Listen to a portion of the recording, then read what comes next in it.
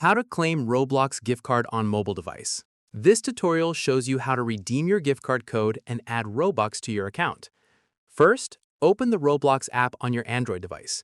Next, log into your Roblox account if you haven't already. Following that, tap on the three dots or menu icon in the bottom right corner. Now, tap on Robux or the Robux icon from the menu options.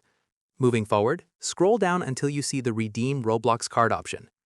Afterwards, tap on Redeem Roblox Card to open the redemption page. In addition to that, you'll see a field where you can enter your gift card code. If you don't see this, use your browser and search for roblox.com/redeem. There you'll most definitely find the field to enter your code. Once there, scratch off the silver coating on the back of your physical gift card to reveal the code.